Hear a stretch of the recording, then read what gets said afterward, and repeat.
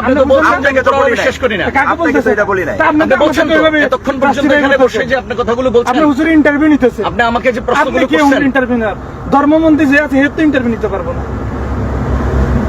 আমি আপনাকে পরিচয় দিলাম, আমি আমার কাগজপত্র দেখাইলাম, আমার সবকিছু বলার পরে আপনার সাথে হেসে খুশি বললাম আপনার বাড়ি কিশোরগঞ্জের দিকে, ভৈরবের দিকে, এই কথা আমি আপনার কথা বুঝতে পারলাম।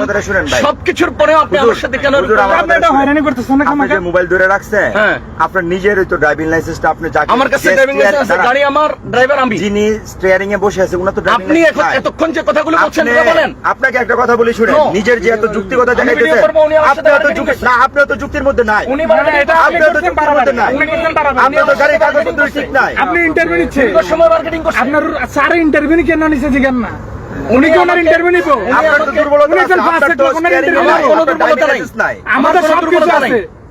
ইন্টারভিউ নিতে আমার কোনো দুর্বলতা নাই। রাস্তাঘাটে মানুষকে হয়রানি করবেন না। আপনাকে হয়রানি আমার হয়রানি করছেন আপনি। স্টিয়ারিং এ থাকেন, কয় কলম পড়ালেখা করছেন আপনি? আপনি কয় লাইন পড়ালেখা করছেন? হাদিস শুনাইলাম, এরপর আপনি বাড়া করেন।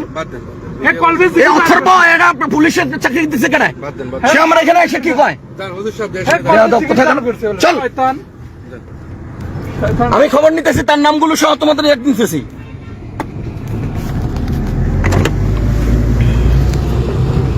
সম্মানিত দর্শক, আমি মেঘনা ব্রিজ পার হওয়ার পরে পুলিশ সে গাড়িতে উঠে বসে কাদাফুল্লাহমান তাজাক্কা এরপরে আয়াত পড়তেছে, সমস্ত ভুল। আমার বলে এটার অনুবাদ করেন, আপনি কি করেন, কোথায় কি করেন ইত্যাদি। এরপরে সে কলবের জিকির জারু হয়েছে কিনা, আপনার কলবের জিকির জারু হয়েছে কিনা, আপনার কলব কোথায় থাকে বলেন তো। এইভাবে একের পর এক প্রশ্ন করতেছে। আমি যখন হাদিস পড়া শুরু করলাম, হেরে আয়াত দিয়ে বোঝানোর চেষ্টা করলাম, সে